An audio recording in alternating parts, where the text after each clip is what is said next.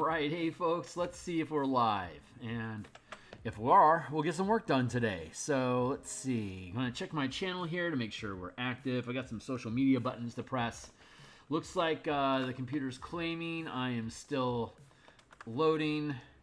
So we'll see if that's true or not. I'm going to go up here to my own point and I'm going to copy paste a bunch of times. I bet I'm live now, aren't I? Yeah, it looks like I am. I bet I'm live now. Yeah, and the volume's good. Okay, cool. So I got some intro stuff to do with you guys while I press a bunch of social media buttons. So, hey, my name is Theurgy. I create role-playing games, I illustrate them, I publish online, and I have I run D&D. I run games. I also design stuff for it, right? Like I said, but I've been DMing in D&D since 1987. I've been a Spelljammer enthusiast since the box set came out, like in what, 91. I've been using eberron since 2006 in 3rd edition. I've been creating DM content for 5th edition, publishing on the DMsGuild. Since 2017, and I run campaigns in 5th edition from level 1 to 20 in about around 250 hours. So I recently finished another campaign with my home table. It was, and big surprise, an eberron campaign. It was a Groundhog Day time travel loop campaign where at the end of the day, the world was going to be destroyed. The world is destroyed, like Armageddon, right? The world ends at the end of the day. And so if the characters haven't figured out how to save the world from dying by the end of the day, they die. And then they reset to the beginning of their day, hungover in a bar where they met and began this adventure. And then they try to figure out some other way to stop the world from being destroyed. And by the time they got to 20th level, who would have guessed it? They figured out how to stop the world from being destroyed, and the campaign ended. So it was fun. It was a time loop. It ran a little long. It was about 270 hours in the end, from level 1 to 20.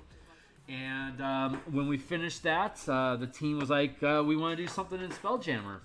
So I had just recently finished publishing the book that you can see here on screen, Spelljammer: Combat and Exploration. That's actually now on the DMsGuild. Here, let me take you through the rest of this. I'm on the X Twitter platform. I'm at Phil Kearney. If you want to follow me there, there's coupons, illustrations that I'm working on, and notifications of when I am up and running. So you can follow me there to get signal when I'm live here on YouTube. Like, subscribe, hit the bell icon to get notifications of when we're live in the future. We're now on episode 19 of this Spelljammer and eberron Asteroid mining adventure campaign that I've been running for my team since February. So you can see the full playlist here, including the diplomacy dungeon, and then how the guilds and kingdom system works. I use Roll20. It's a vastly theater of the mind environment. It's very rare that I actually need to create any maps for the game. It's an alternate. It's not 5e. It's basically it takes the downtime activities of that are presented in 5th edition, turns them up to 11, so that these downtime tasks become the core drive of the adventure, where you own a guild that mines asteroid in the orbit around the planet of Eberron. In spelljamming ships, the players have a guild of dwarves, gnomes, and warforged. That basically the way that the world works. Hold on, let me finish my intro before I start diving into the actual meat of the campaign. A bunch of books I've created. The Spelljammer and Combat Exploration is here. I am like 2 sales away from having a gold bestseller for the Spellpoint Warlocks. It's pay what you want. It has a 50% sales ratio, which is insane. And God bless all of you folks that have been willing to support that project with money. God bless you. Most pay what you want projects have about a 3 to 5% purchase ratio. Mine's 50%. Now, I think it's 49% now, but for the longest time it was 52%. It's now 2 sales away from being a gold bestseller. That would be an amazing feather in my cap, and it'd be a great way if you wanted to support me without having to invest a ton of money. Pick up Spellpoint Warlocks or any of the other books that I have on the DMs Guild that we have linked down below here. So God bless you for being interested in that. So I'm a Roll20 guy, and let me bounce back here real quick. Roll20, I just recently cleared 7,000 hours of live time on on Roll20. I've been here for a little bit more than 11 years at this point. It is by far my favorite virtual tabletop. I may as well use Owlbear Rodeo, honestly, because I don't use hardly any of the functionality in the platform. But the way that the campaign, here's how the here's the current map. This one's out of date. We need to update that. Here's all the rules for building characters in this game. That's it. There you go. Super simple. It's like Shadow Dark simple. So let me grab here. Okay, so here's the world. Here's Eberron and like Corvair, basically the continent that we're familiar with. The black dot is the actual world of Eberron. Each square here is 10,000 miles. Eberron fits inside of a 10,000 mile space. What's surrounding it, this ring, that's called Hub. So it's a Spelljammer campaign, so we've made the world Spelljammer centric. Every time I run an Eberron campaign, it's a different version of Eberron, and they all fold into each other from campaign to campaign, so the things that the team does show up in future campaigns. Like 2 campaigns ago, they awakened, their quest was to awaken all of the Warforged so that they could remember who they were before they got trapped inside of their body. The thing was, in that campaign, is Warforged were created by Warlocks, Warlock artificers that worshipped a god of machinery. And every time you took a pact with this, you gained, Warlock pact magic, so you became a more powerful artificer with your infusions and invocations fusing together. This is what Sire, the nation of Sire, was about. And then it went boom. When you were a warlock of the god of machine, your soul would get captured by that demon lord. And then when you used the engine of creation to create a new Warforged, it turned out what was happening was these warlock souls that had been stolen were being fed into these Warforged bodies. So when the players realized that's what was happening, they killed that god, and they awoke, and then they did a thing, and it allowed all the Warforged, with the god being dead, all the Warforged could remember who they were again. And when they woke up in their metal bodies, they realized that they had given their soul to this god that then fed them into the machine to be subservient, and that now that they're awakening, they remember who they were and all of their past lives, and they wanted, so they're basically, the Warforged became new Sire. And so in this Eberron campaign, the nation of New Sire was not recognized, but they were given considerable reparations and amends from the other nations to help make that nation whole again. And so, as basically a now recognized Warforged nation of Sire, they're in orbit where they don't have to breathe or sleep, breaking up rocks with dwarves that love doing that, love the challenge of mining in space. It was like the next evolution for them. They had to do it. And the gnomes love building all the Spelljammer ships and mecha and devices needed to make the Asteroid campaign run on Artifice. So those 3 together make for a really great team to create these Asteroid mining operations. So the way that it works is that all these asteroids that are in orbit around the planet they're decaying orbits, so they'll eventually fall to the planet and could potentially destroy Sharn, for instance. Hundreds of thousands, maybe millions killed by a falling asteroid. So we need people in orbit breaking up the asteroids so they're small enough when they hit atmosphere they just burn up. We don't have to worry about it. So That's the goal. Destroy the asteroids that are coming in. But the incentive is most of these asteroids have ridiculous amounts of platinum, adamantine, dragon shards, gems, crystals, copper, iron, silver, gold, electrum, mithril. All these precious metals and mystical metals are found in vast quantities in these asteroids. So the process of destroying these asteroids to a point where they'll break up an atmosphere is the same process that they would need to gather the ore from those asteroids to then send to a refinery to smelt and then sell off as ingots or crystal receptacles for like mana crystals and stuff, power stones, right? They process those and they gain wealth, and the wealth is referred to as resource points.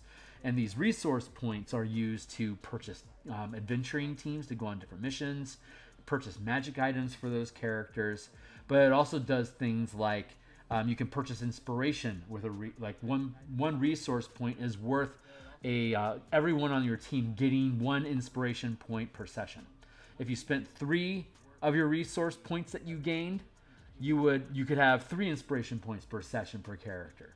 The team is second ranked now. Out of 5 ranks, the guild that they run is second ranked now. And there's 5 ranks total. To buy a second rank adventuring team, like just to recruit a new one, it'll cost you 2 points.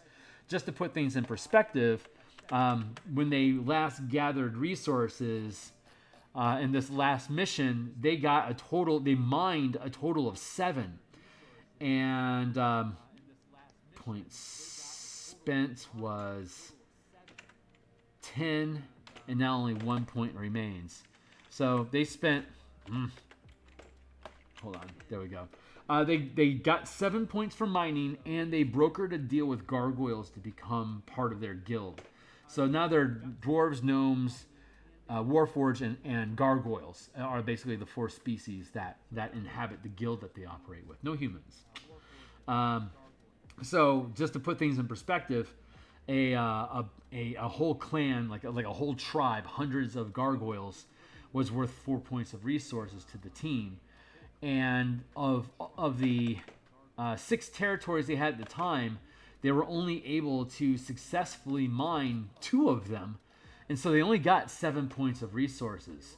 So they purchased 2 more. They purchased zone G and H. So every zone they control here, A through H, are territories that they can harvest materials with. So these orbits are decaying orbits. They're going around in circle, and they eventually spiral down and hit the planet, right?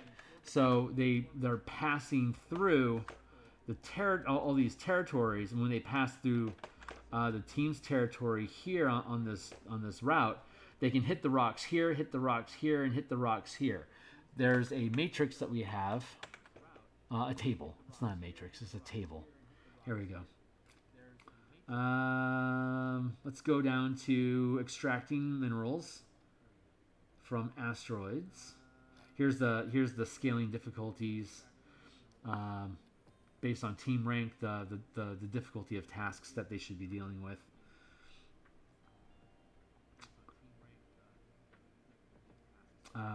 Let's see. Here you go. Extracting minerals. So there's 4 industries that their guild improves. They're kind of like ability scores, but you can improve them over time. So it's commerce, which is in charge of making purchases, brokering agreements, and mining rocks. The lore industry is for espionage, research, and clairvoyance, to be able to find what new rocks are out in space that they can send a team out to harvest. Loyalty is a measure of team morale, how easily the team can recruit new troops, new adventuring teams. They can also, depending on, it is also the diplomacy missions that they run when they do diplomat, bardish type activities. It's based on the loyalty industry, and then the gargoyles that they control. Instead of using commerce to determine how well gargoyles can mine like you would with Warforged and dwarves. Instead, you use loyalty because they're there because they requested to join your guild by defecting from Droam to join you because they wanted better rights. So they're hinging on their allegiance to you hinges on your guild's loyalty score. So instead of using commerce, you use loyalty to make your ability check to determine how, like, can the gargoyles extract rock? There you go. And then the last one is military, which is basically like combat missions.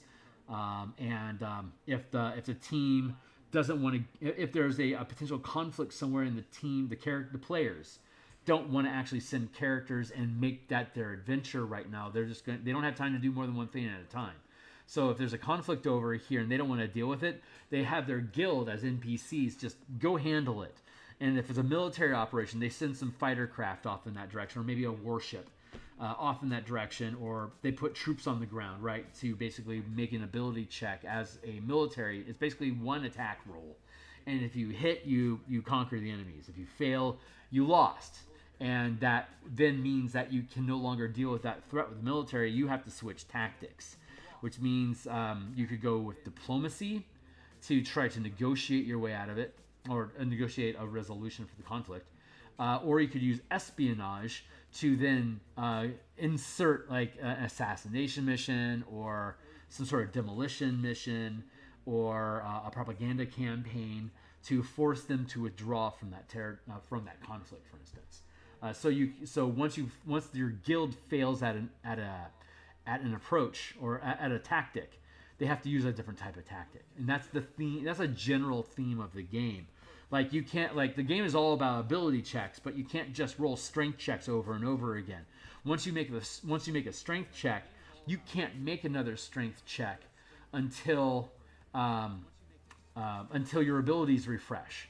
And so once you use all of your abilities, they all automatically refresh again. So, like, if you're trying to climb a wall, you can make one check with a strength, like you could try with a strength check.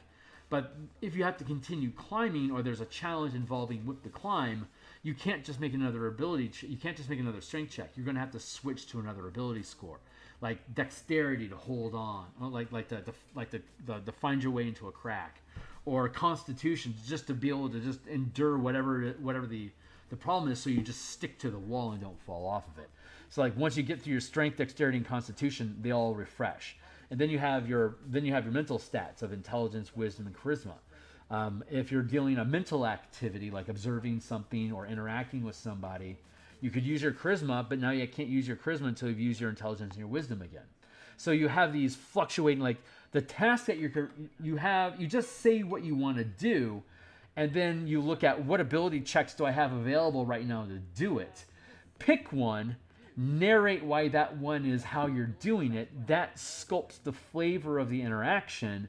You make your ability check. If you succeed, depending on how many degrees of success you have beyond just success, anywhere from 1 to, like, you'll have anywhere from 1 to 10 successes, basically.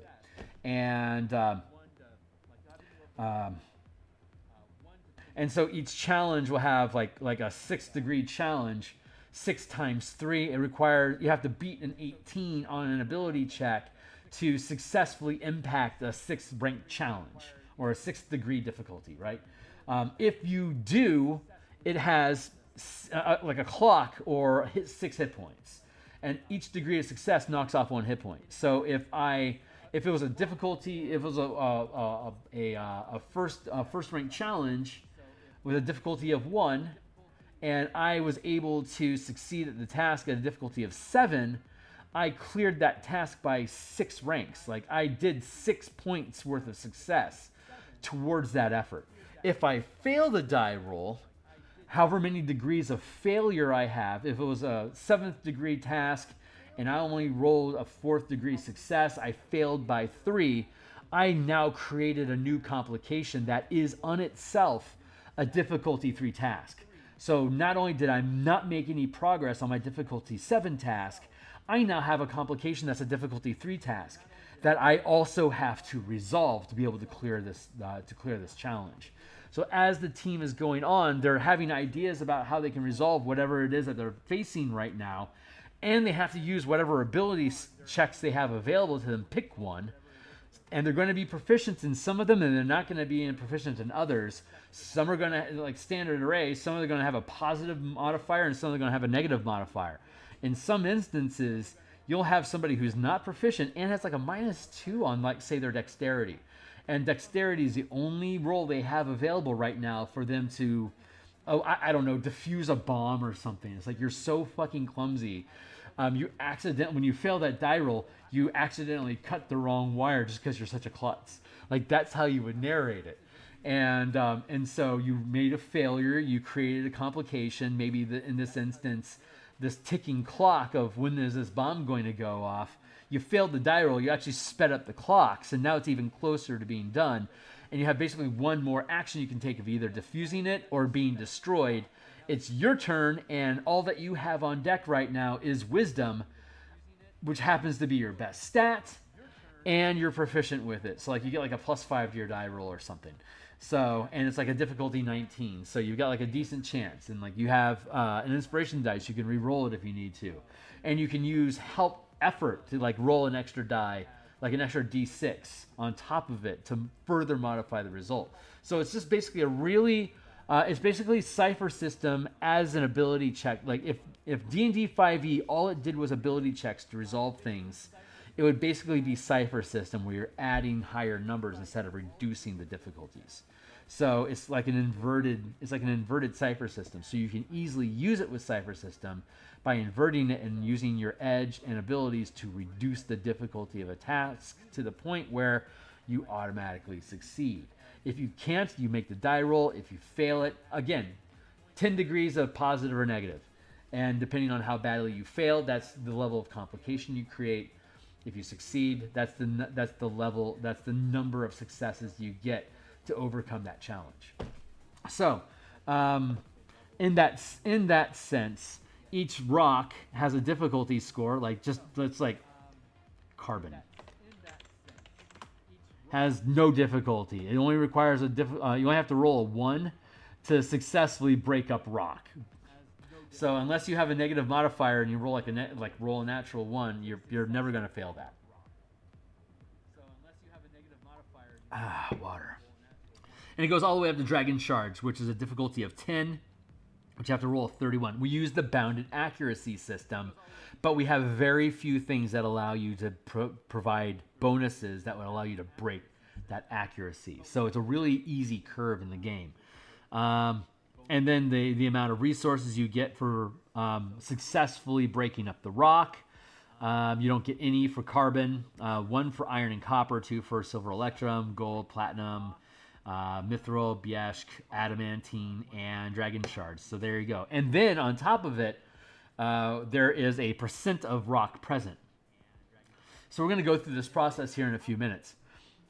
But I'm just laying down. So what happens is as these rocks go in orbit, they take chunks out of it. Like they have 10 days to chew on it in A before it moves into B. 10 days in B, 10 days in C, and now it's out of their territory.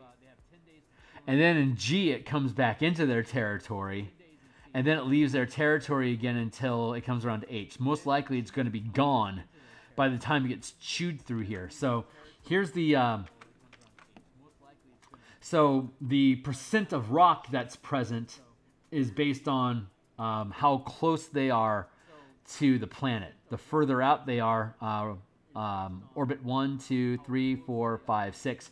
The further out in orbit they are, the higher % of rock is still intact. Like, it's a fresh rock way out here until it starts to swirl into different people's systems and then it gets chewed on. And like the adamantine is going to be gone by here. It's so precious that these larger organizations grab them up before they have a chance to get into low orbit where your team is at. The team is slowly buying additional territories so they can expand and get access to higher value rocks further in orbit. But for now, they're bottom feeding and basically breaking down rock remnant, paying their dues, gaining momentum so that this becomes highly profitable for them further out in orbit. And by the time it gets down to here, it's just it's just carbon. It's easy to break up, no problem. So as these things get chipped away at, as they swirl around in orbit, in the first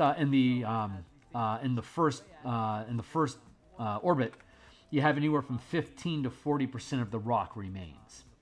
It's a d6 plus 2 times 5% is a range of 3 to 8 times 5% is a range of 15 to 40% of the rock remains to be broken up. And so when the team makes an ability check, say they roll a 14, right?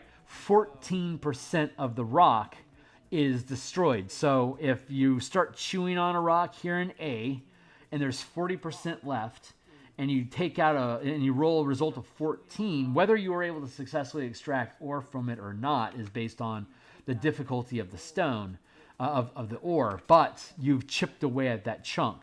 So 40% at A, now it's only 26% at B. Say you roll a 19, now there's only 7% left. So it gets into C and you roll a 10 you like a roll of 10. Maybe that'll get the ore, maybe it won't, but you've just completely destroyed the rock. So the amount you gain bonus resources. And at first rank, you get D4 resources. At second rank, you get D6, D8, D10. At fifth rank, you get D12 resources. Anytime you can completely clear a rock. Like every time you completely destroy all the rock in an area, you're doing your job of keeping the orbit safe. So you get a bonus as a stipend, basically as a bounty for clearing that. So you're gathering resources, all the ore, and when you completely clear the rock, you get the bounty. So that's how we create the resources. And then they have to spend resources to gain, like these first rank orbits only cost 1 point apiece to get, but there's obviously none left at this point. Second rank orbits cost 4 each. Third rank is 9. Fourth rank is 16, and way out here in fifth rank orbit is 25, and from then on it's just fifth rank orbit. It's just 25 per rank outside of here. But if you're 5 degrees, if you're 5 squares away from hub, it's costing you 25 resources to pick up one of those properties. And again, the team got 7 points this session. So every 10 days you gather more resources, and each adventure happens inside of that 10-day block.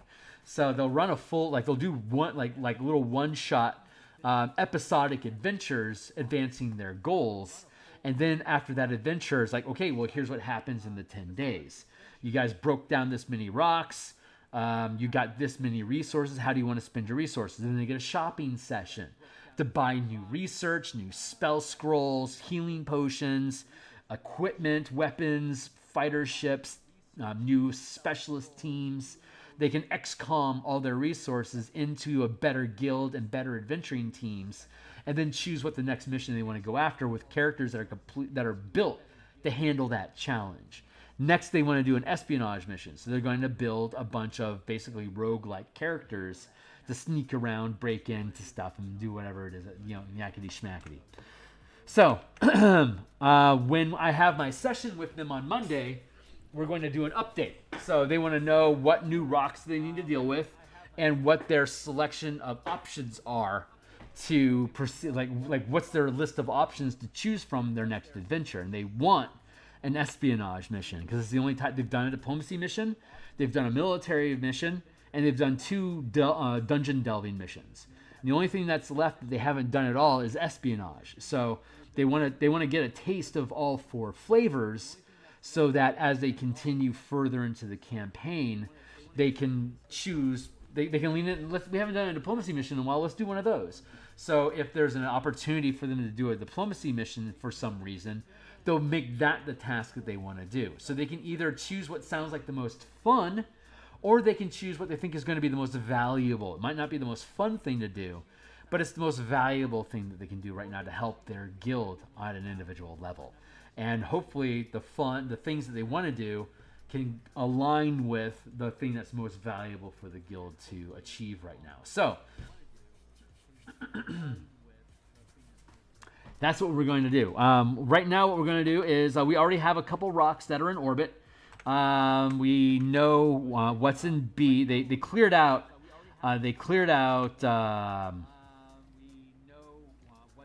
Here we go. They completely cashed out what was in A. They completely cashed out what was in C. And they failed at B, D, E, and F. They just purchased G and H. So this is the first time they've had a survey of those areas to see what rocks are currently there. This is Dargoon, bunch of green skins, very violent. This is Aaron Elves. There's a nice little buffer between the two of them as a neutral zone that your team is my team has decided to squeeze into. They'll see what that feels like. This is Droam, where the gargoyles came from with their Medusa diplomats, and these are different mining guilds that have contracts like the characters do. Like this one only has 5 territories currently. This one has 14 territories. This one has 6 territories. The team has 8 territories now. So there you go. This spot here was occupied by Droam, but since the team took the gargoyles from Droam, they couldn't support that. They didn't have enough. They didn't have enough resources to be able to continue maintaining all the squares that they had. They lost 4 resources from the gargoyles, so they had to give up a second rank territory, which is also worth 4 points. So they had to surrender that territory, and it made sense since this is where the gargoyles came in from. This just got lost. So if the team is able to get at least 4 points of resources, they can attempt to steal this. They could try to steal this from Droam. And boy, that's going to piss Droam off a lot. I would love to see that.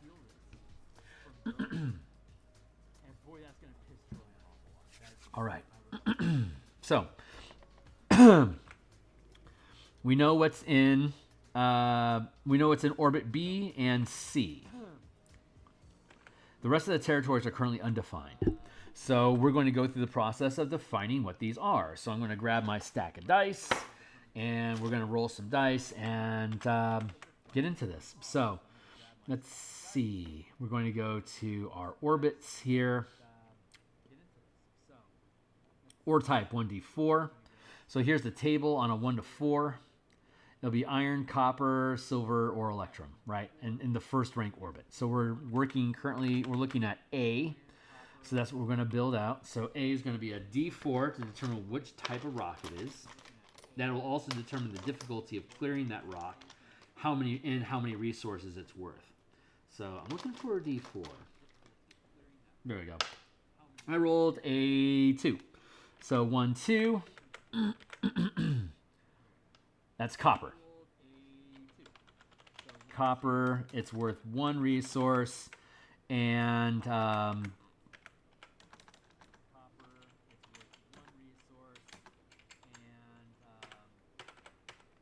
there. And first rank at the first rank orbit, it's D6 plus 2 percentages. I rolled a 4, 30. So there's 30% of the rock left. And the difficulty to break down copper is only a 7. It's almost impossible for them to fail, but they don't get a lot of points. Let's see. We already have B and D. We already have B and C determined. We now have G and H.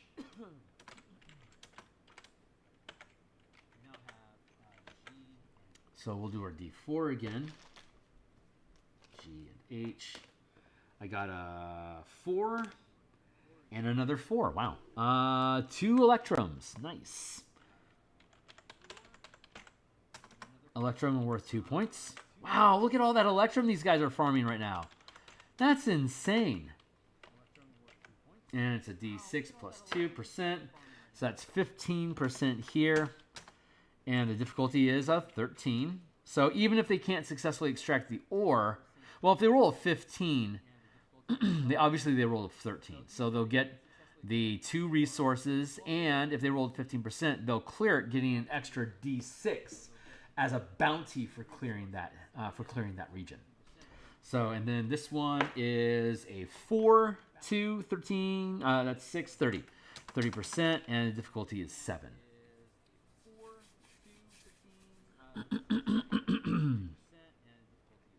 Now we're going to look at second rank orbit. D and what? D and E. There we go. D and E. That's second rank orbit. Let's see what a second rank orbit is like. We're going to roll a D6 on the ore table. A 5. Ooh, 5. 5 is gold. And gold is worth 3 resources. And the other one is a 1. Iron. It's only worth 1, but it's also super easy to extract. It only takes a 4. So they're pretty much guaranteed to be able to extract that stuff. Which is good because they screwed up a lot last session. So in the second rank orbit, what is the percentile? It's a D6 plus 5. 6 plus 5 is 11. 55% is left. And gold's difficulty is a 16. And then we have iron. And second rank, the iron is going to be D6 plus 5. I rolled a 1. 30% left. And I only need to roll a 7. So it's not worth a lot, but it's easy to mine. But neither one of those are they going to be able to clear out. They can't roll a 55. They can't roll a 30. So there's no way they're going to be able like G and H. 15% maybe they have a chance with that. So maybe they can eat all of that. Yeah, maybe. It's G that has the 15% there. Maybe they'll be able to pick this off before it leaves the territory and get the bounty for it. Maybe not. They want the bounty. So having low orbit is actually really nice because rocks have already been chipped away a lot. They're easy to clear, so you get easy bounties. A, B, C, D, iron, gold, platinum. Okay, cool. So now we have all of those. And then we have the scry result for the team to be able to see what's going on. Let's see.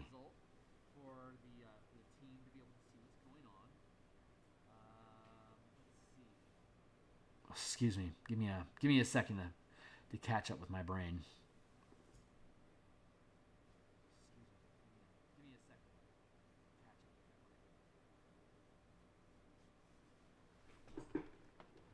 They don't know what's in A.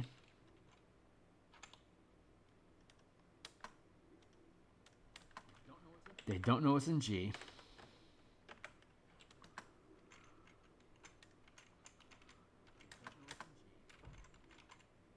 They don't know what's in H, so I have to put question marks here because they have to scry to find out what's there.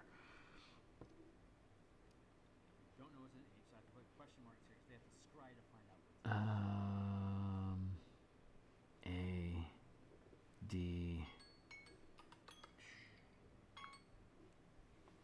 A got cleared out, and C got cleared out. So they need to...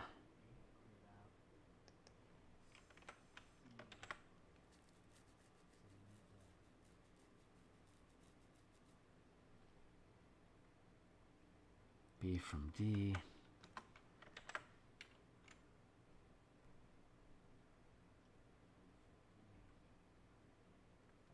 F from E, and they don't know.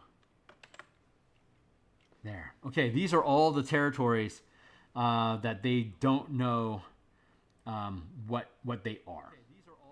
And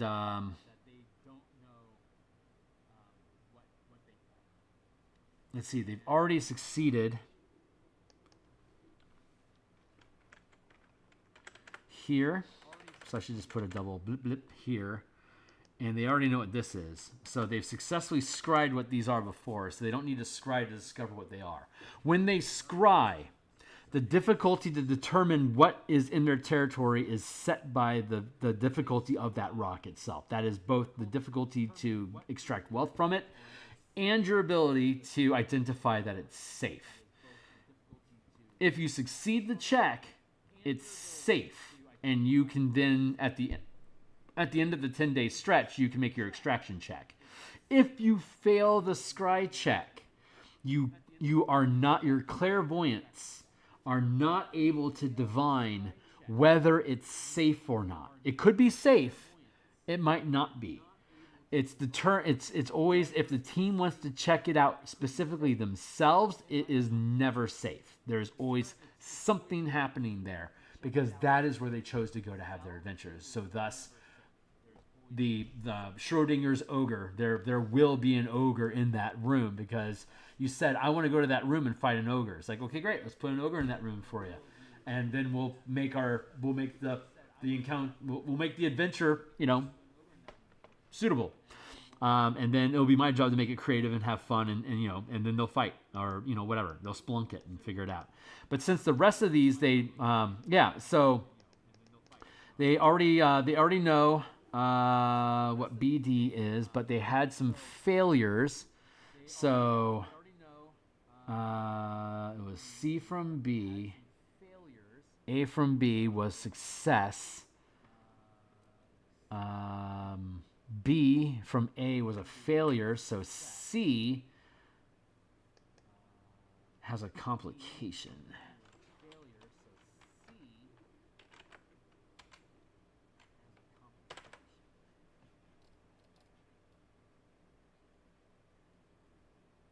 A, so there's nothing in B, so B becomes new.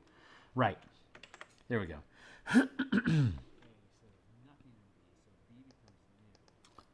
Where was the complication? Let's see. So when they did their extraction checks, they failed this one, they failed B, they failed E, and they failed D. So for whatever reason, the miners were unable to extract rock. It could simply be that they failed, or it could be that they found a complication that needs to be resolved. So we're going to determine what that is, but first I need to figure out which ones they are, because as the asteroid moves, the asteroids change their position, which is obnoxious to track, honestly. So I am thinking I'm thinking about dropping that mechanic. The nice thing about it is that you only have so long to be able to work on it before it leaves orbit, right? If you're moving the rock from territory from sector to sector, when it leaves your space, you can't mine it anymore. So there's a time pressure by moving the rocks around the board. There's a time pressure to try to take out of as much of it as you can while it's in your territory, so you're not giving an easily claimed piece to somebody else, right? So that's one of the challenges that they're facing. It's difficult as a DM manually right now for me to track this. So I'm trying to figure out a smart means to track this stuff more effectively. And I suspect it's going to be, I could probably track this stuff more easily in the virtual tabletop. I just haven't gotten there yet. So I'm put tags on each one and then have individual stones that move around the board. So at any given time, you can tell what is it, how many resources is it worth, what percentage is left, and is there a complication? And so you can just click on it and you'll see that loadout, so you'll know if that's something you want to fuck with or not. But I'm not there yet. So, but that is ultimately where we want to get to. So let's see. We failed at B, which is now C. So C, we know.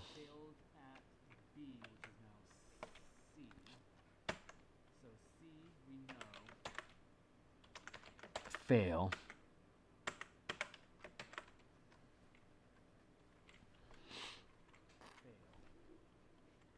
And this one, fail. So now the question is, oh wait, F8, and now we have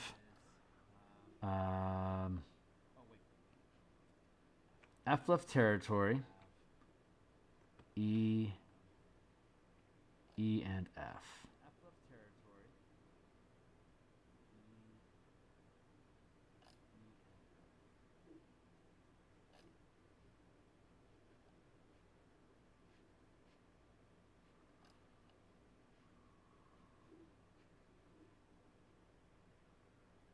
E.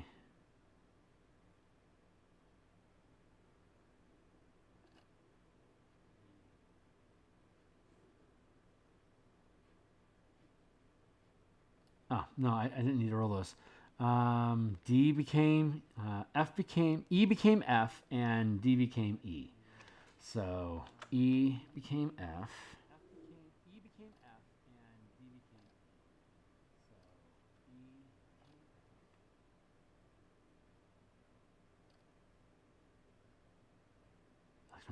Electrum. So much electrum. Copy that. This became F.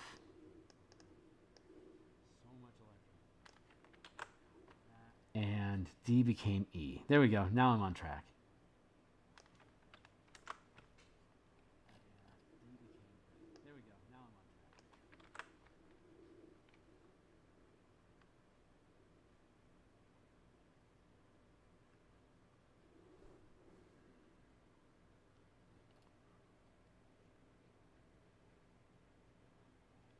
I failed the roll 10.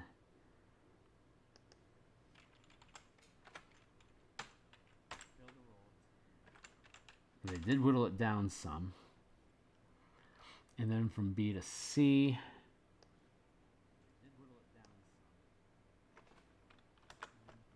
There. Okay.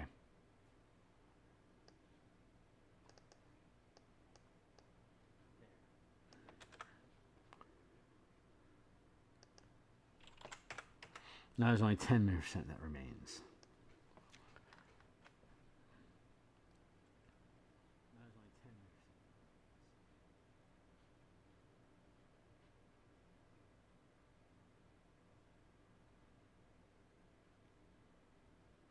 So this got resolved. F got resolved because that's where the gargoyles were at.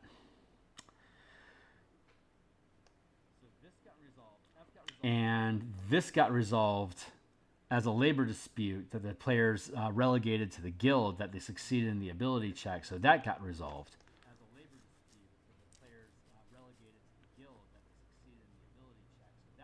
That's what the scry meant. So they solved those problems. So then when they went to extract, they failed the rolls. So now I get to go through the oracle process to determine what went wrong and what new challenges will the team face. The oracle system that I use, I described it before. It's 2 6-sided dice. The question is, I ask a question, the answer is yes or no. And the degree of yes or no is determined by this die. If I ask a question and you want to meet or beat, you want to meet or beat the result for a yes answer. So if I ask a question, is the sky blue, and I come up with a 1, then I have to roll a 1 or better on this die to make this statement true. The sky is in fact blue. I can't fail that die roll. Is the sky yellow? Very rarely is it actually yellow, depending on what's actually in the sky right now. So maybe I roll a 6. So unless I also roll a 6, that means the answer is no. Chances are the sky is not yellow. It could be, but most of the time it's not going to be. There you go.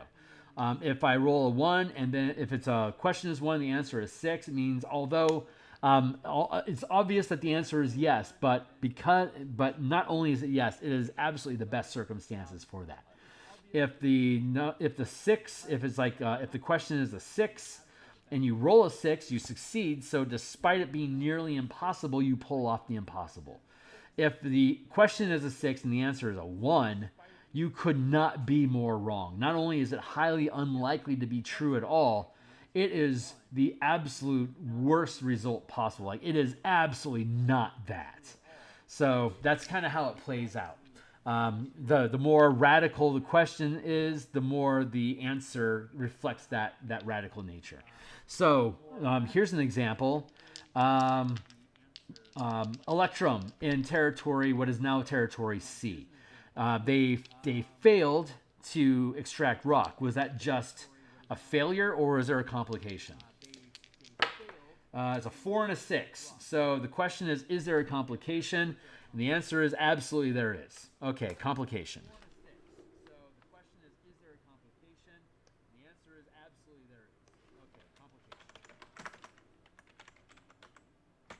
That's a spelunking mission. There's a problem with the asteroid. There was weirdness found inside the asteroid that made them stop operations. So they could decide, they could send a team in to explore that if they want. Next spot, the Electrum in territory E. That was territory C and E and F. So C, E, and F. These are the 3 territories that we're working on right now. So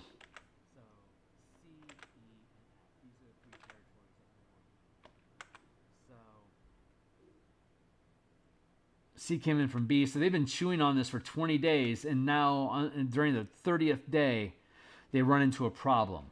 That's interesting. Spelunk, three sessions. Yes, there's a complication. And then so we're going to go with third cycle under operation, and something is discovered. Okay, so let's go down to E and F.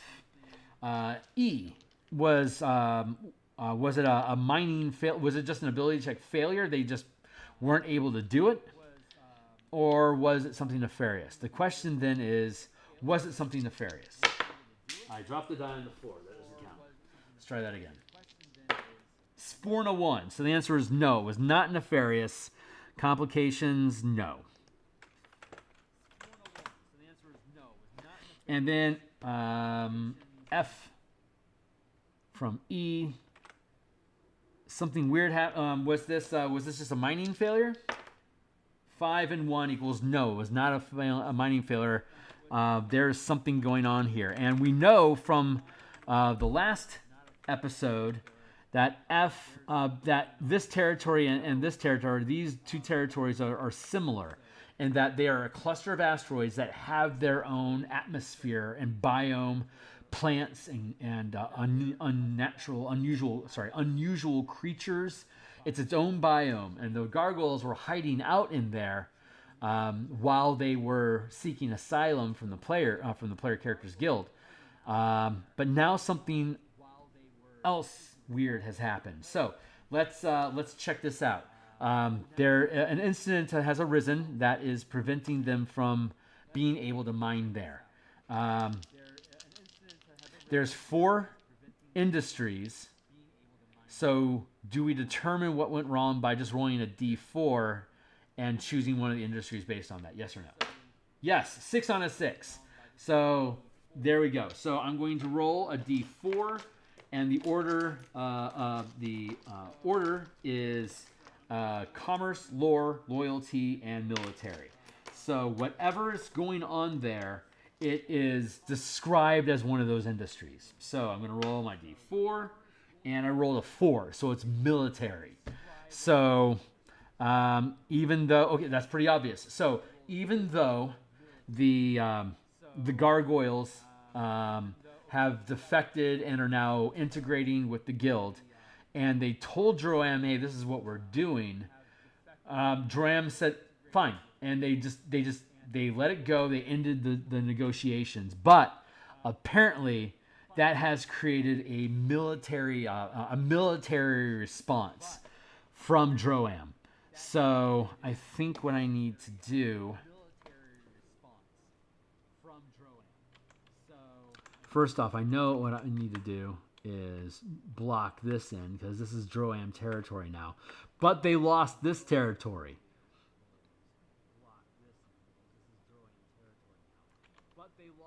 So I can hear myself in echo, but I don't think I care. Let's block that in. Like that, and let's grab this.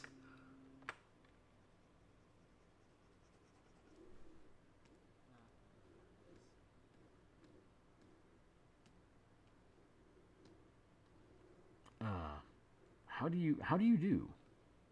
How do you do? Here we go. All right, we'll fill this in.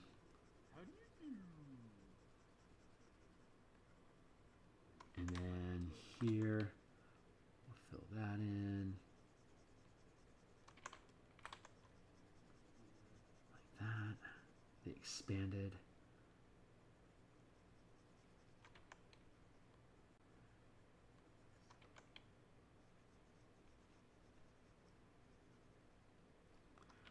in here. If the characters act quickly, they might be able to buy up these squares here before Dargoon seals them in. It's difficult to say if Dargoon is going to attempt to close distance with the elves. The greenskins and the elves don't get along, which is pretty famous. So it'll be interesting to see if we're going to have the greenskins close distance with the elves. It looks like the elves. So the elves are building world trees that are basically like colony plants that they grow in space and then set adrift into wild space. Since elves live effectively forever, as long as the fruit that the tree produces stays in balance with the amount of elves that are on the journey with the tree. It doesn't really matter how long it gets there. They're just elves. They're just elves doing elf stuff on a tree anyway. So like that tree's like 100 miles in size. It's a huge tree. So they can easily live there, and it's its own biome. And they're just sending these things out into space to go colonize distant space. So that's why they're growing aggressively out in orbit like this. Like Droyam is trying to spread itself out. Sarlona is trying to spread out. Like these are all trying to encompass the area, while the elves are just trying to grow out into orbit as far as they can get with enough stability. Like they don't want to just have like a pipeline like that. That's really fragile.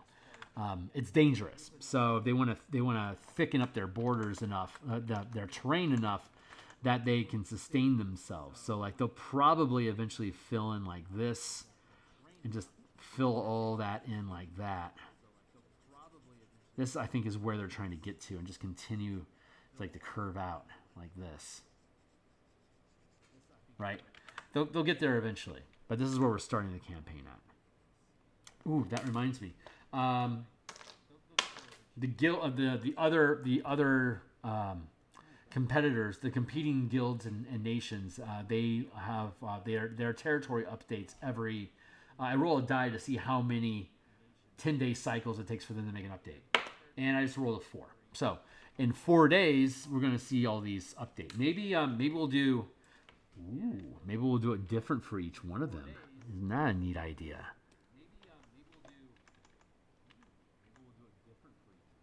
So this updates in 4.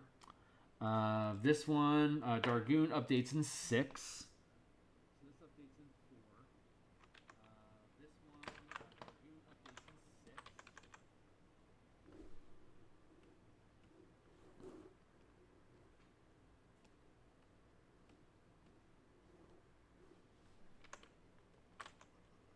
Let's try this again.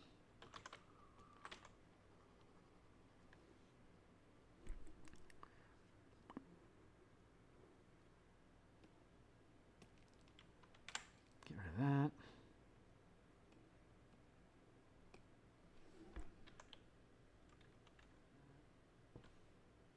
Beep. So that'll update in 6. This updates in 4. The elves update in 2. That's my 20-minute timer. Yeah, another 20 minutes. And Dargoon updates in Droyan updates in 3. 1, 2, 3, 4, 5, 6, 7, 8, 9, 10, 11, 12. You know, 12. 1, 2, 3, 4, 5, 6, 7, 8, 9, 10, 11, 12, 13. Damn it. 1, 2, 3, 4, 5, 6, 7, 8, 9, 10, 11, 12, 13, 14, 15, 16, 17, 18, 19, 20, 21, 22, 23. 1, 2, 3, 4, 12, 14.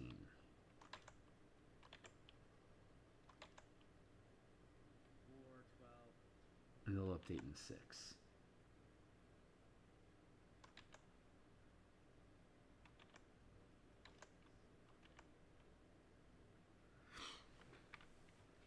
So the team might have an opportunity to grab up a bunch of territory through here over the next 6 sessions. Before Dargoon has an opportunity to make a purchase. But when they do, they'll get D6 territories. So like Dargoon, like I could roll here and they get 4. So if these aren't taken, they're going to grab 1, 2, 3, and like 4. They're gonna see like they'll grab here 1, 2, 3, and 4 like that. They'll seal up this area and it won't be available for the players to take anymore. So this could get D6, D6, D6, and then these guilds. This could get D6, D6, D6, and then these guilds.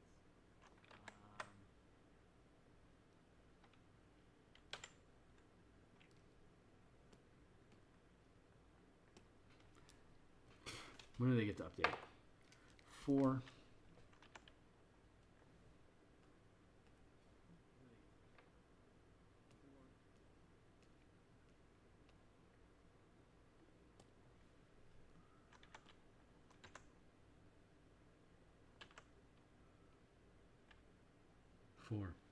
Hey, Real, how you doing, guy?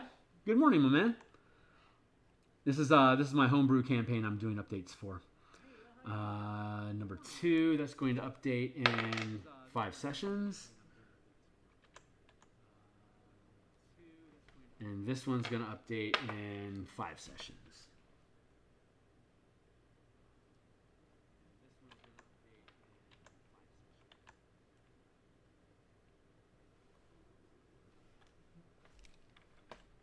Hit save there.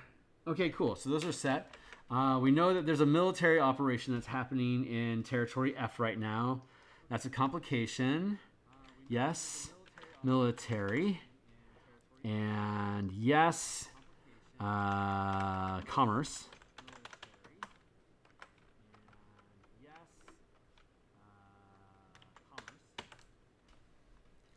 And let's see. No. Bop, bop, bop. And they don't know about... they don't know... Okay, so this one has no conflicts. So 44%. Let's move that to there and that to there. 13. They already scried it with a 22.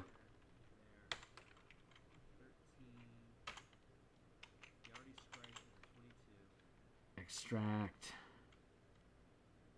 19.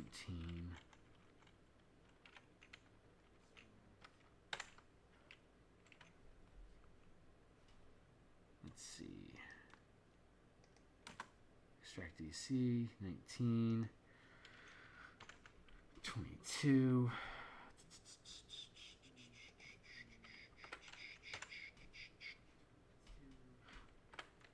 Oh, that's right. They were not able to extract rocks, so they don't get to reduce the percentile. So they already know what it is. There's a complication here.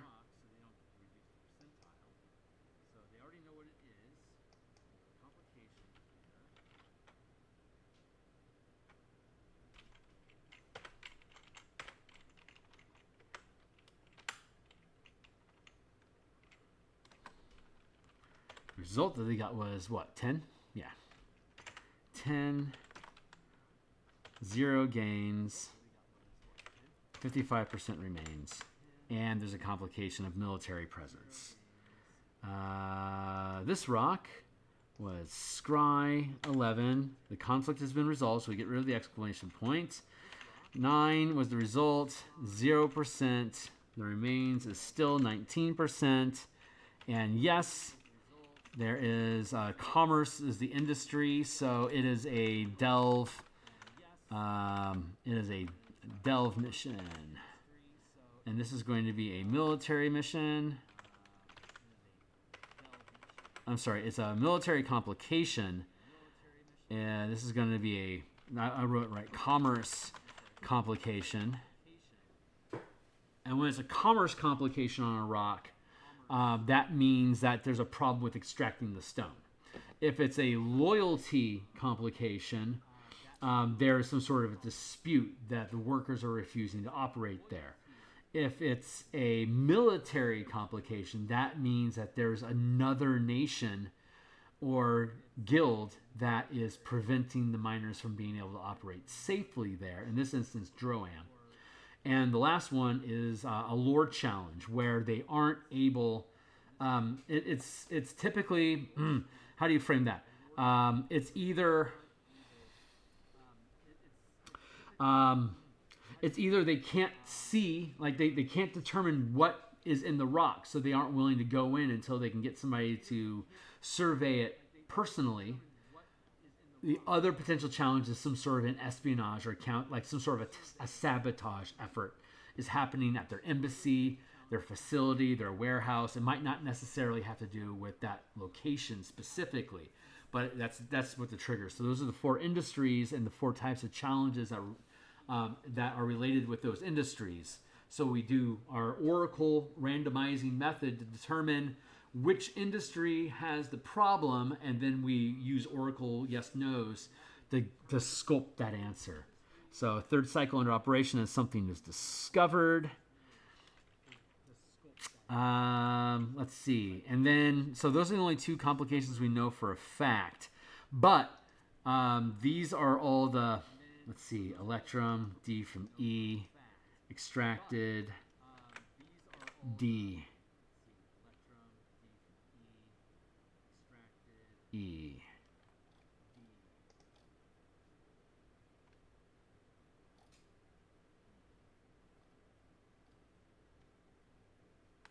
B.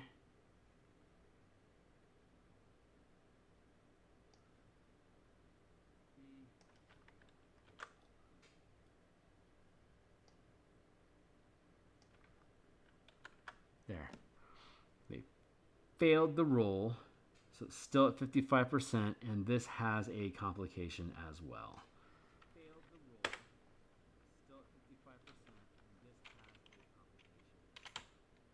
Let's see. Volume.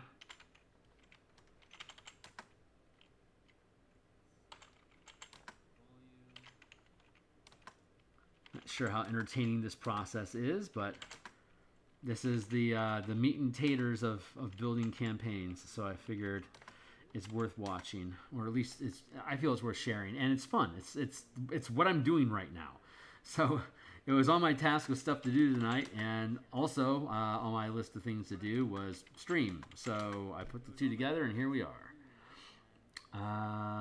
Let's see. B was from D, so this is D. There was a complication.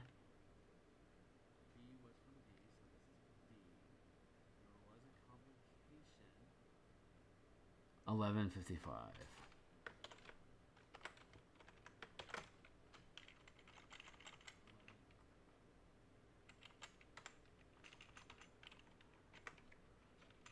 Zero gains.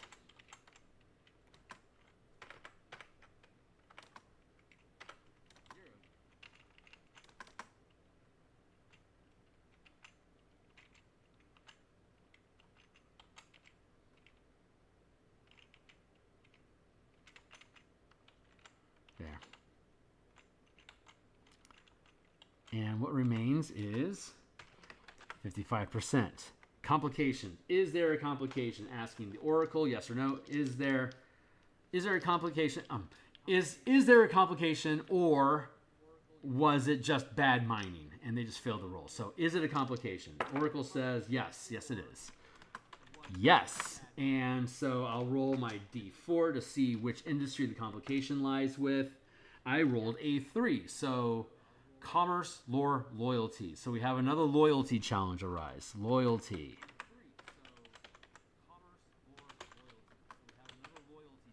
A loyalty complication. And we'll have to figure out what that is. Second cycle. Their operation. And work halted.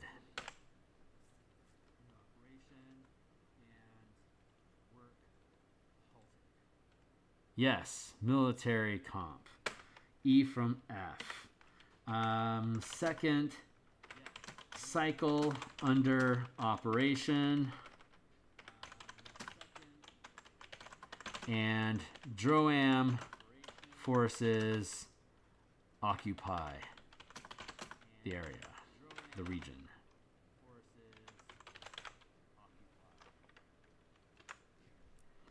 Now I'll do a random determination. So I don't know if there's going to be any complications here or not. If So when we start the next session, we're going to tell them, I'll have to flesh out what this complication is. I'm going to have to flesh out this complication, and I have to flesh out this complication as 3 obvious things that they need to do. I also need to check here for copper, and these 2 electrons in gold. If they fail this die roll with their lore roll, and their lore is 2nd rank right now, so it's a d20 plus 2 plus d6. If they hit a 7 on that d20 plus 2 plus d6, add those all up, and if it's 7, if it's 7 or better, no complications, the rock is good to go. If they fail to scry it, there is a complication there. So if they were to scry that, which industry would that complication be in? The answer is 3. It'd be loyalty. Loyalty.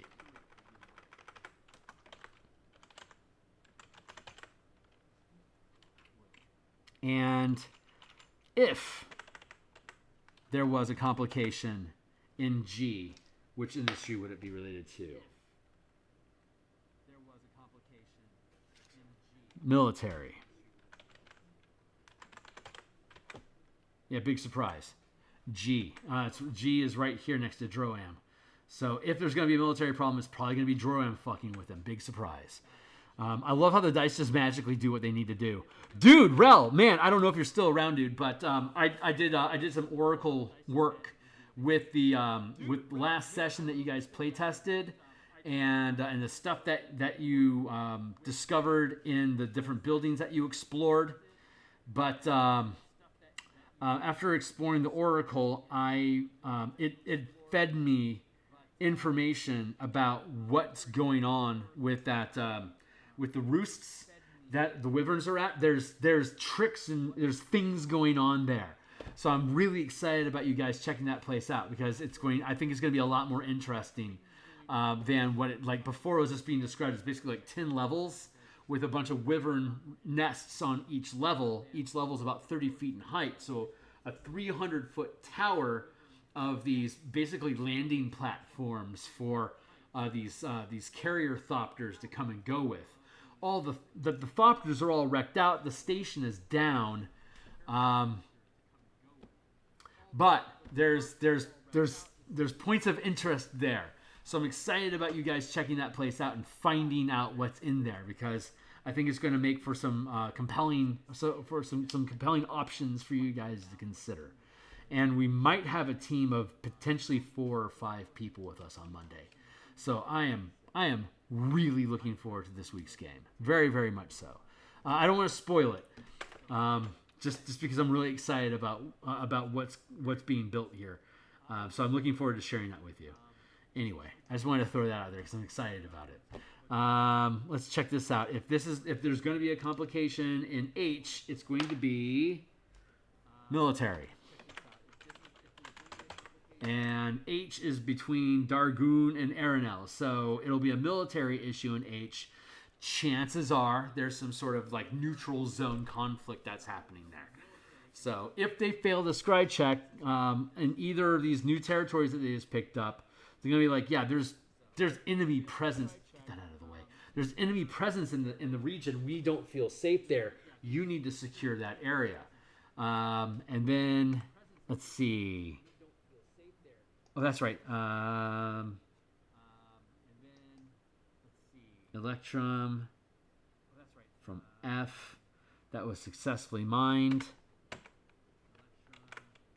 And no complications.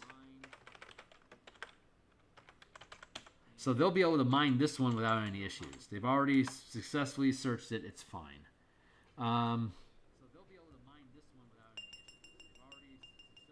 That's not necessarily the case, because something new could have cropped up. If something, when they have to do the scry check again, it's only a 13. If they fail the roll, that's right. If they fail the roll, there is some sort of a complication.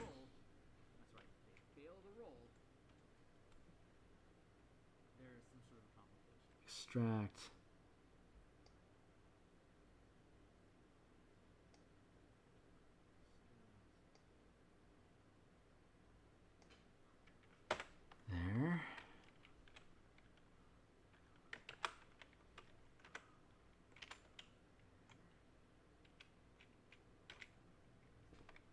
Huh.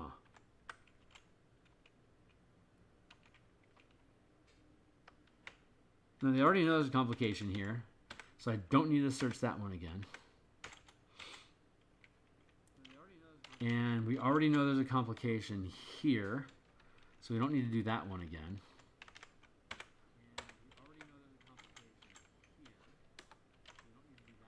And we already know there's a complication here, so we don't have to roll for that one again. But all these question marks potentially have something happening. So if there's something happening here,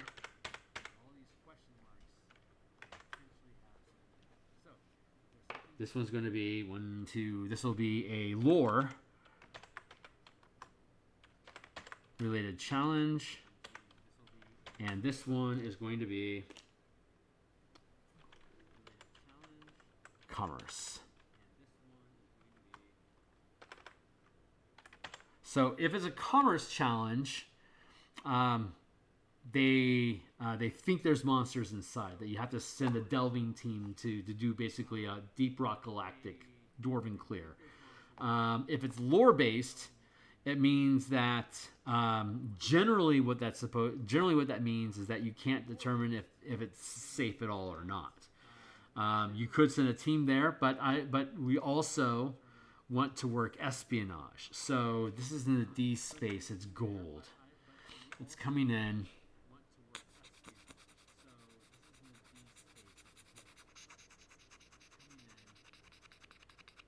Hold on. I'm thinking things through. Lore based. What would that be?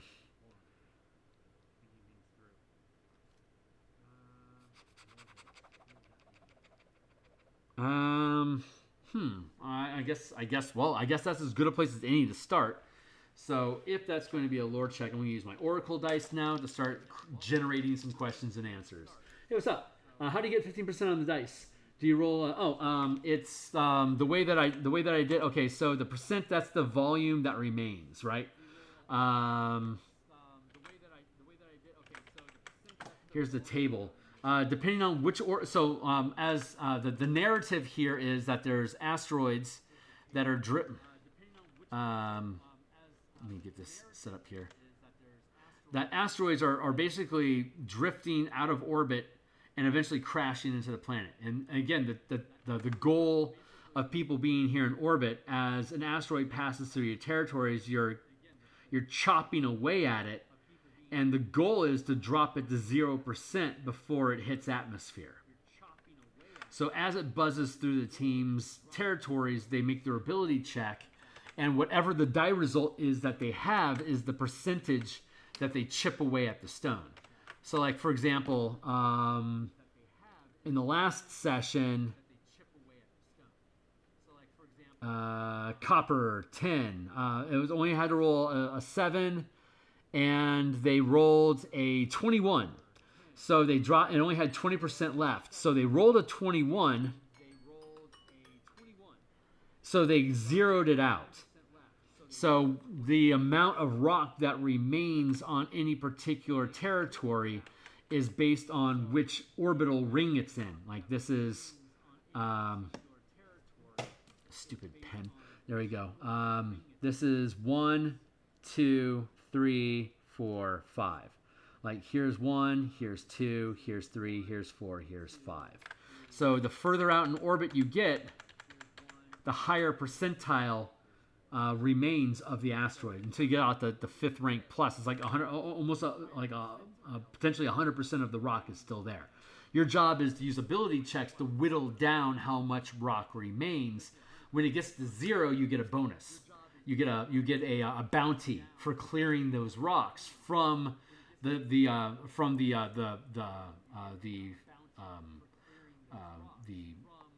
eberron defense mandate or whatever, the pact, the orbital pact, that your job out in orbit is to break down these rocks so that asteroids don't hit the planet and destroy thousands of people, millions of people potentially.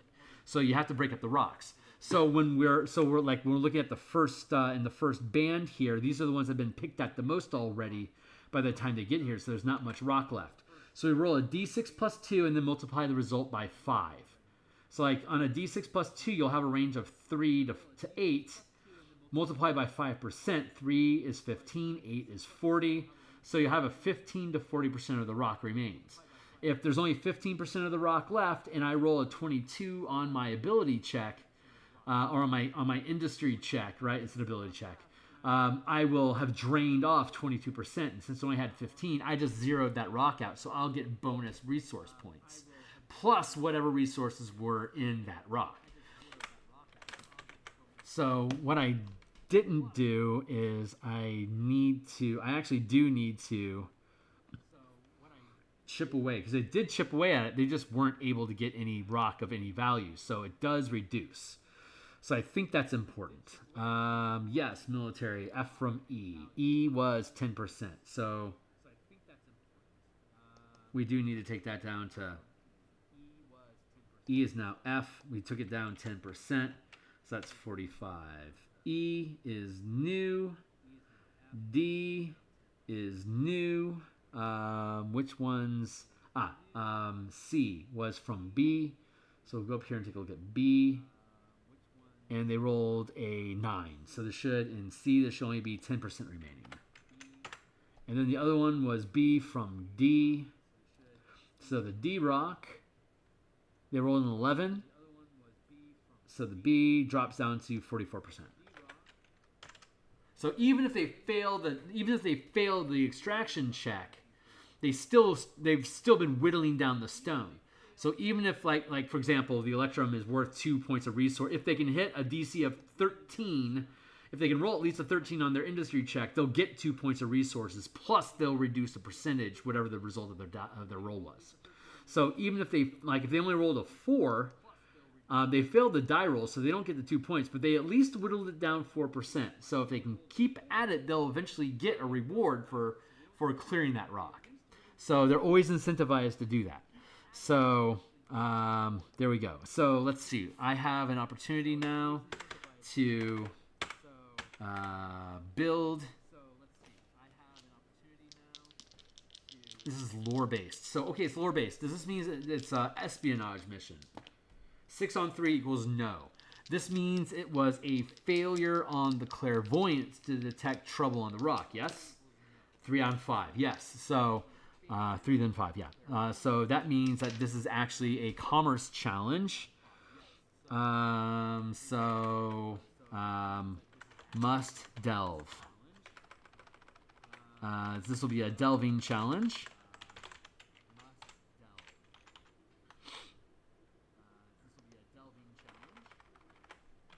And this is a delving challenge. If there's going to be a challenge, it'll be delving. And let's see, loyalty. Let's find out, what is this about loyalty, huh? Work halted here on the BD Electrum, but aid just came in from the Elven orbit.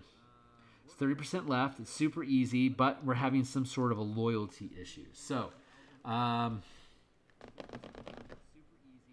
if they fail it, it's highly unlikely. They're going to pass. It would be a miracle if they didn't. But if they don't, what is the loyalty issue? Is it...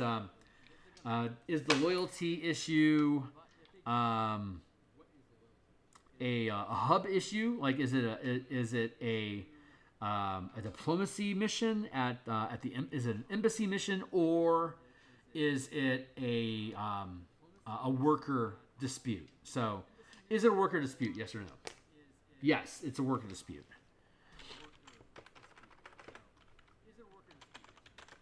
Union dispute. They just resolved a union dispute. Now they're having another one.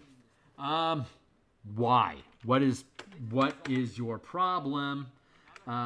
First cycle under operation and work halt. And first cycle. I can simplify that to first cycle. Second cycle.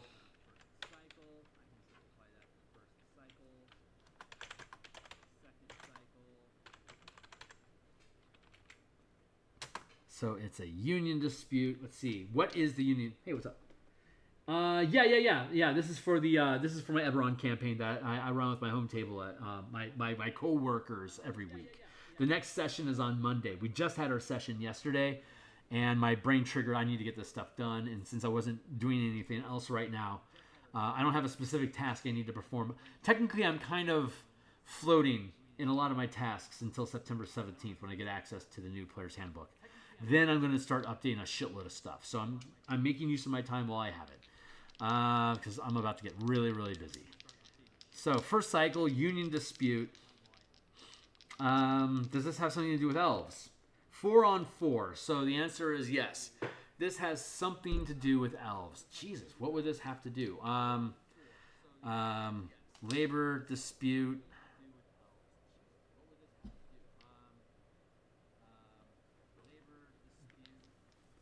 Elven presence.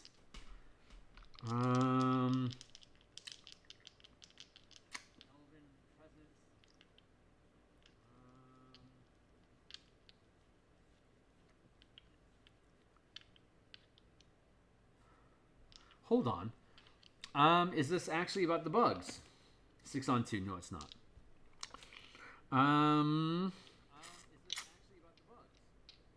Is this... my brain is freezing here.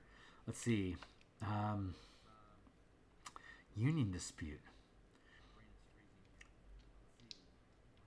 Are they angry that the team has split up their attention to 3 different territories? 1 on 1.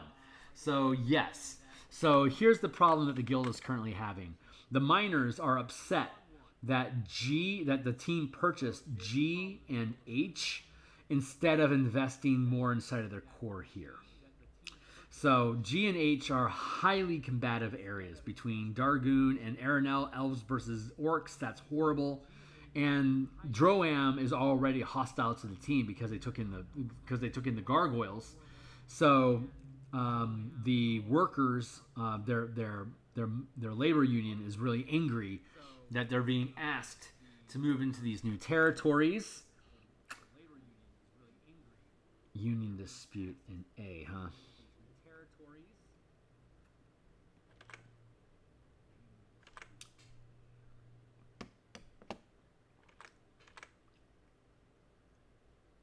55%, 30%. I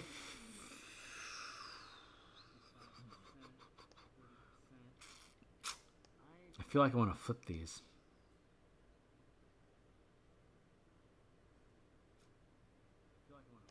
Yeah, I'm going to flip these because it makes more sense for the... Because gold is expensive. So if the union is going to strike and not work, they want to not work on a valuable rock. And this one is 55% gold. That is huge. So first cycle.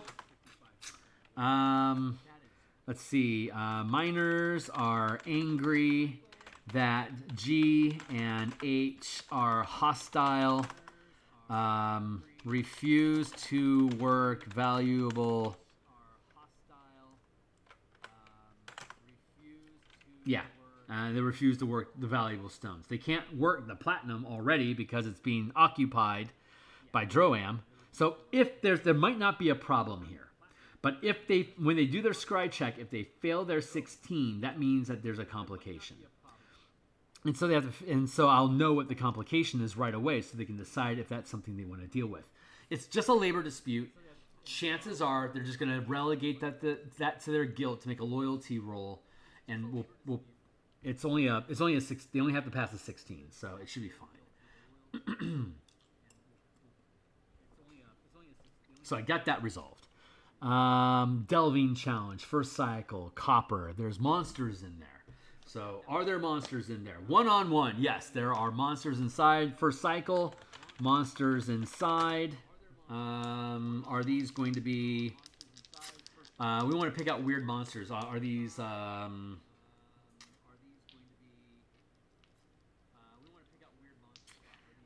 let's see. Are they aberrations? 4 on 1 equals no. Are they slimes? 6 on 1 equals no. Are they elementals? 1 on 6. The answer is yes. Delving challenge. First cycle monsters inside are elementals. Let's say Zorn. Does that make sense? Do we have Zorns? Yes, 4 on 5. Zorn nest. So this is a Zorns eat precious metal, and they leave rock behind. While gargoyles and rock bugs, they eat carbon and leave precious minerals behind. So gargoyles and rock bugs are really valuable. Zorns are horrible. If the team can't deal with the Zorn is going to start whittling away, is going to chew up the percentage, basically. If if the team decides to relegate the Zorn nest, if they fail the die roll, whatever the result it is that they roll, is going to basically increase the percent left to represent. It's that much more difficult for them to be able to clear the rock. So, or maybe they'll get like the diminished returns, like a D4 instead of a D6 extra resources. That probably makes the most sense. Yeah, so I know what the delving challenge is. I'm going to tab this along a little bit further so it's even there. And now, and something is discovered. Second cycle and work halted. Loyalty. Oh, we have a labor dispute here too. So we know what this complication is, if there's a complication. This definitely has a complication. That was B from D.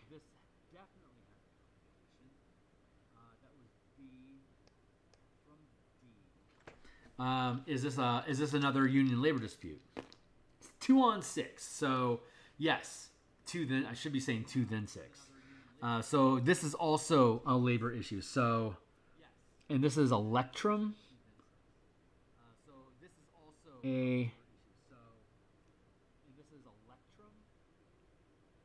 Yeah, union dispute. So we're going to make both of these union disputes. Holy Hannah.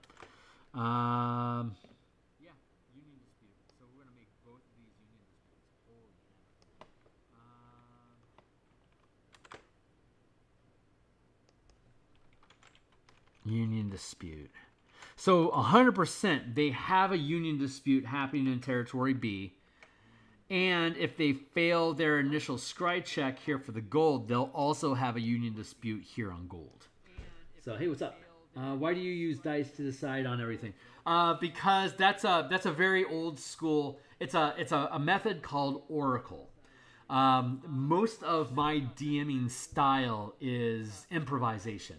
I have a base framework, like a vague idea of different things that are going to happen, but I don't plan out the beats of everything that will happen. I don't plan out everything specifically in advance. I just have a general idea of what's going to happen next. Like if your team goes this direction, I know what's over in that direction. But depending on specifically what you do is going to sculpt the results of that. So I use this yes/no oracle system to be able to create, come up with, to help generate ideas, to inspire ideas through Magic 8-Ball yes/no questions. And if I have an idea that I like, and so I put it through the oracle system, it'll either just agree with me by giving me yes answers when I'm asking questions, or it'll say no to a specific thing. And I'm being vague there, but if I have an idea of what I want to have happen, and when I put it through the oracle system, the oracle says you can't do it that way, but I like the idea, I now have to ask the oracle, how can I get pieces of this idea that I like, but to work with the random nature of the oracle system? Because the oracle system always answers in a way that helps me create stories. It could just be that I've been using this method for 30 years now. I started using it in a Dark Sun campaign in 1993. When when the players were asking questions, I just didn't have answers for. So it started off with, hey, I'm going to roll percentile dice, and if you roll above my percentile, the answer is yes. And they fucking loved that. So I'd throw out dice on the table and says, you got a 4, like they could ask anything. And if I was in the mood for it, I'd be like, yeah, let's throw percentile dice. And maybe like one of the characters became a cleric of fire by saying, hey, if I catch myself on fire, like if I like there was an immolation. They were basically consecrating the dead in town, and there was a fire priest that was overseeing the proceedings, catching the bodies on fire while performing prayers. And the player wanted to multi-class into fire cleric anyway. So he's like, oh man, this is awesome. If I walk into that funeral pyre and start praying with that priest, is there a chance that I could become a fire priest? And I'm like, absolutely. Let's throw the dice. And it was an 89%. So he had to roll an 89 or above, and he rolled a 15. So he basically died. And because that's how first, second edition, it was gonzo like that. You could die at any time. So throwing your life away on a crazy roll wasn't that big of a deal. You're just going to roll up another character anyway, and that's just part of the story. So it's like, oh, well, I guess I was wrong there. I'm going to roll up a fire cleric. So he got to be a fire cleric anyway. So he got what he wanted, but now the narrative changes. If he had rolled like a 92, then he'd have his fire cleric like he wanted, but it would have been multi-classed in from the psionicist that he was playing. So the random nature of the dice sculpt the fate of what your campaign world is. It's like the mini world theory. Anything can happen, but only one thing is going to happen for you. And that's what those die rolls help represent. This oracle system allows us to ask yes or no questions to reduce the randomness of it, to sculpt it into either yes or no, left or right. So after you curl around for a while, you end up going down a pathway that leads you to an interesting story, or treasure you didn't know the team was going to have access to, or they get new information that I honestly hadn't thought of until you asked me about it. So here's the answers. So it can be, if it's happening live during game, it can be a little disjointed unless the players are really invested in that system. Like my home team, the table I'm doing this with, they love when I have to pull out the oracle dice because they know they've caught me in a space where I literally don't know the answer and I don't care what the answer is. So when they see oracle dice come out, they're like, this is the chance when we get to run off the rails and do crazy shit until we find a place where it falls back in line with what Phil was planning. So whenever I pull out the oracle dice, that's like all the moderators are sleeping, all threads are now pony. And they can just run amok and do whatever they want. And as long as the dice are working for them, they get to just keep doing crazy shit. And as soon as they fall in line with something that I already have planned for, it like the dice snap shut and they're back into rhythm with back on story beats that I'm already familiar with. So it allows me to jump knowledge gaps or to be able to spontaneously fill in information in a procedurally generated RNG sort of way. That's a long answer, but hopefully that provides you with answers. It's a lot of fun. As a DM, it's incredibly fun. If your table is into random generation stuff and recognize what a creative space it kind of opens up for the players to almost have a hand on the stick about how the campaign plays out, like to become partial builders in the campaign with the DM at that time when they normally wouldn't. That's a fun opportunity for them. So if the team likes doing that stuff, and I'm fortunate to have my home table loves that stuff. So it's really, like I said, they love it when those dice come out. So it's self-reinforcing. In my home, back in the 90s, my home table, they loved it too. It's like, yeah, we can fucking do whatever we want. And if Phil says no or yes, specifically, and he doesn't bring out the dice, it's because he already has something planned. And chances are whatever it is he has planned was the same result that we're coming up with here. So they enjoy the unpredictability of it, the randomness of it, how things sometimes clash against each other but are there anyway. It feels more organic and real. Like it feels less scripted, less contrived. It's living because it's spontaneous and it does what it wants in the moment. And being loose enough, being good enough in improvised narrative allows you to be able to really maximize what that does. So anyway, long story short, hope that answers the question for you. It's a lot of fun. The short answer is it's a lot of fun. So And it takes off the pressure. Like, I can just ask questions until I get an answer, right? So I know the miners are angry. I know that there's monsters inside. It's a Zorn nest. I know what it's going to do. And if it's in parentheses here, it doesn't necessarily happen, right? So, but we need to flesh it out. So, yes, commerce complication. Third cycle, under operation, and something is discovered. That was my first Oracle roll. So, like, there's like some sort of an artifact or like a machine that's found inside this asteroid. No, it's not a machine. Maybe it's a temple? 3 on 5, a temple is discovered.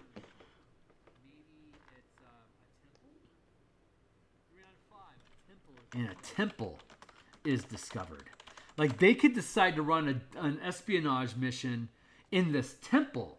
Like, let's find out about the temple. We don't know anything about it yet, but it's obviously constructed. There's all sorts of weird runes, and it feels wrong in there. So now they get to go into a temple delve, right? So that's guaranteed. This is going to be, yes, delving challenge. This is a guaranteed challenge that's available to them. And they could use espionage, or they could use their delvers. They have a delving team, which are environmental specialists, like rangers and druid type characters that are really good at climbing, digging, surveying, exploring environments, fighting monsters hand to hand. But espionage missions are different. Espionage missions, you don't want to be discovered. You don't want to disturb things. You want to be in and out without being noticed. So chances are this should be a delving mission, but we'll see. They could technically play it as a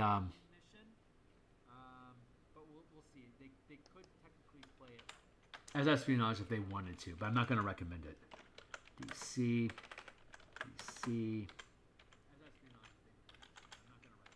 Yeah, get rid of that. Volume. Yeah, there it is. DC goes there. Scry. Bump. Great. Now we're down to here. G. And we already know G out of zone. Droam. Military presence.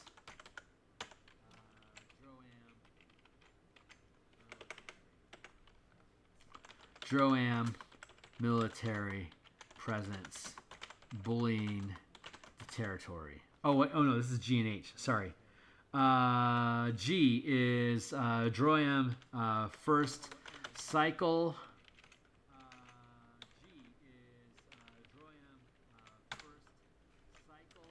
An unknown temple is discovered. Yeah, that's really cool. First cycle, drum military attack.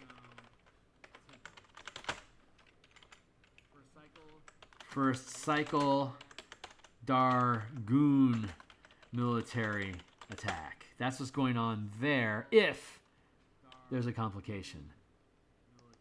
Not guaranteed. So I'm going to put these in parentheses. This one is guaranteed.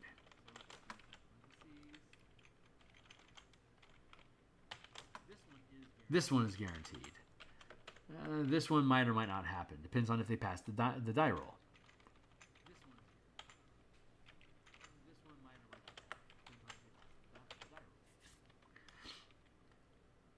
Man, they got a lot of shit on their plate. Hey, what I miss?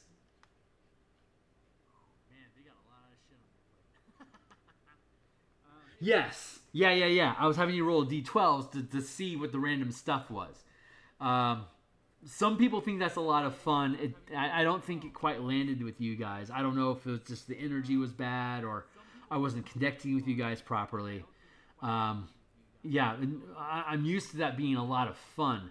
But our playtest table wasn't really into it. It also didn't playtest a lot that session. It was more like a resource gathering session and just exploration, and didn't really lean into it very much. So that I would say that was a learning experience for me as a DM, but that's what I was attempting to do. First cycle, Dargoon military attack.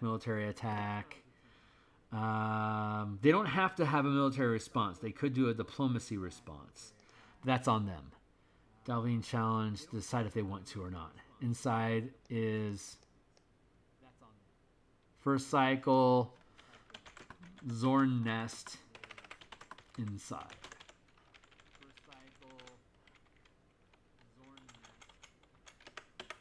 I can push that all the way down to there.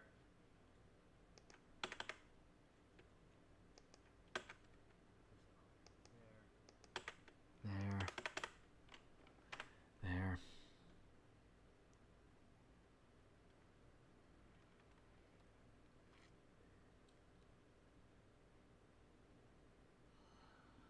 This is possible, but not guaranteed.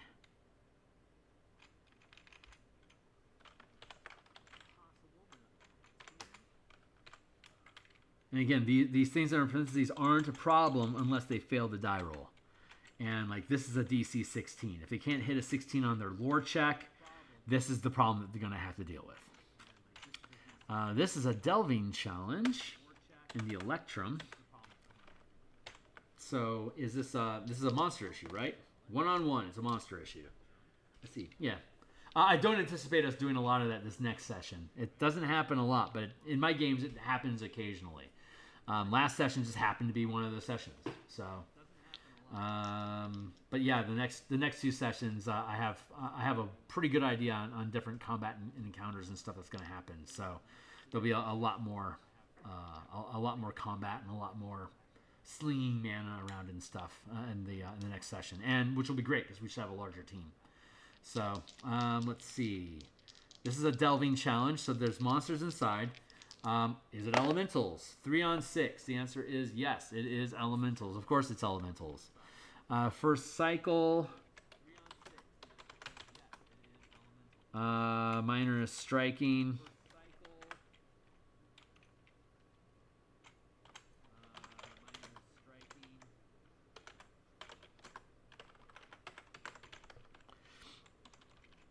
Because G and E are hostile. There you go. And I'm almost done. And then we'll be finished for the night. Delving challenge. Elementals. What kind of elementals? Is it is it Earth elementals? 6-on-4 equals no. Air elementals? 5-on-1 equals no. Fire elementals? 5-on-2 equals no. Water elementals, 5-on-1 equals no. None of the primary elementals. Is it negative energy? 6-on-1. Is it radiant energy? 6-on-4. None of those panned out. Huh.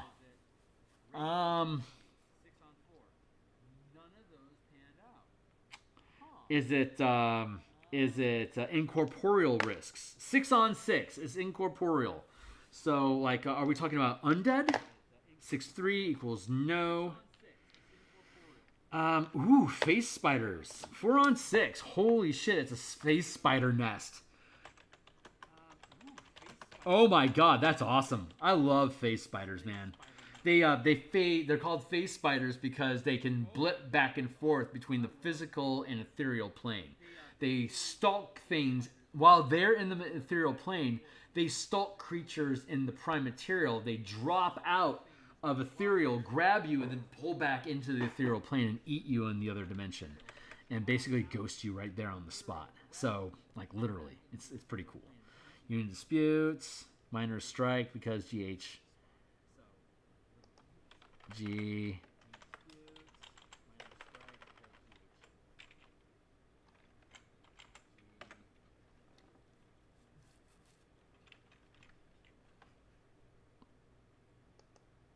Put that there.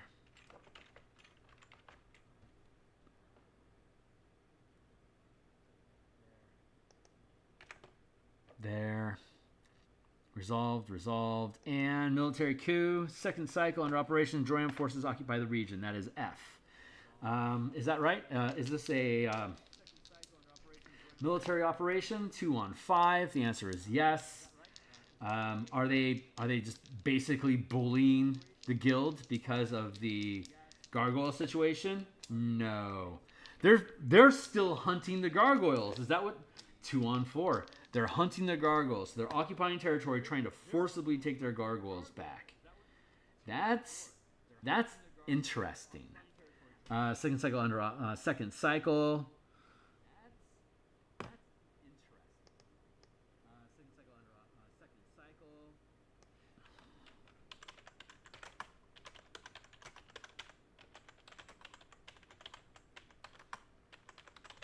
Hunting gargoyles.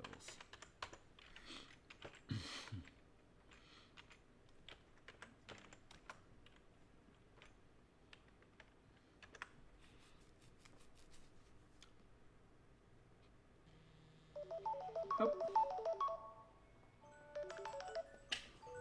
And that's telling me I've hit curfew. 10 o'clock, time to sock. As in, like, knock yourself out. Dunk, dunk, dunk. Okay, cool. So I now have these territories updated. That's it. So I have now done enough work to get through the next session. What'll happen is they'll do their, wherever there's a question mark here, they're going to do their die roll to see if they can determine the rock. And if they fail, they'll be presented with a new challenge that they can pick from. For everyone that they succeed, they'll be able to ignore as a non-problem. It won't be a problem. They currently have 1, 2, 3 actual challenges. The miners that are striking, this temple that was found inside of this rock that they were digging up, and Droian forces are apparently still occupying their territories and are attempting to capture and reclaim gargoyles. So they're attempting to flee the region. Those are the 3 things that the team can work with.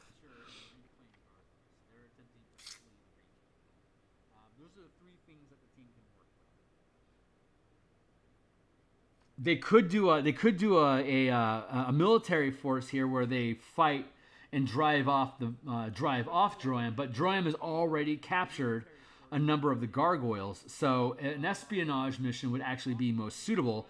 It's a jailbreak. They're going to try to find where the gargoyles are being kept and rescue them without getting caught themselves. They're going to be outgunned, so they can't perform a military challenge. And in fact, if they are discovered and get into battle, they lose. And they'll have to try a different tactic because espionage failed. So that might be what they decide to do. So what I imagine them doing is relegating the minor dispute, relegating discovery of the temple, and then personally handling the gargoyle rescue. But they could also have face spiders to deal with. There could be another region that's also striking because of Dargoon, and there's Dargoon and Droam that are attacking them in G and H. So if any of these things trigger, those are additional challenges that the teams... Oh yeah, and the Zorn Nest. Fuck. Yeah, there's a lot of shit on their plate that they're going to have to deal with. I'm really excited to find out. And we get to play on Monday. Normally we play on Wednesdays, but we're playing on Monday this week. So I'm really excited to see what it is that they decide to do. And that's where we are. So I'm going to be back tomorrow morning in about 8-ish hours, 8+ hours, to continue working on eberron art. It's Friday, so I'll be on. I should be on for lunch in the afternoon. Don't know what we're gonna work on. We'll work on something, and then Saturday morning. Yeah, I don't know. We're gonna work on something, and we'll find out what it is. So that's it for now. And I never read what they do. They're not cycles. Cycle is 10 days. Every 10 days is a new cycle. So one adventure happens. Yeah. We are currently on 10-day number 5. So up here, they've gone on 5 adventures so far. They started off with a delve, and then they've completed. They are now on. We completed this challenge. We completed this one, and this is where we're at right now. We're on our 5th cycle. So they just started their 5th cycle, and yeah, I've only gone out to 10 so far, but I figure we'll probably have a pretty good lock on how the system works by the time we get to 10 sessions. So that's what we're doing, and by this point, I should be about ready to. Each 10-day takes about a month for our table at work to get through. So this will be September, October, November, December, January, February, and earlier I had predicted that in March 2025 I'll be able to start exporting the system for people to play test in general with different, like this is one format. There's also like a Western style we could do. We can do a medieval fortress in the wilderness. We could do a pirate king expanding territories. There's a lot of different ways we can play this. Once we get to that point in March next year, I'll start exporting this as something that we can start playing around with in general. So, yeah. All right. Well, thanks a lot for hanging out, my guy. And anyone else that's checking this out, God bless you. Thanks for being here. I really appreciate it. Check out the books that I have in the description down below. If you think any of them are cool, consider making some purchases. Support me on Patreon. Join my Discord channel. Follow me on the X Twitter platform. And like and subscribe. I'll be here tomorrow morning. So I'll see you guys then. Thanks a lot.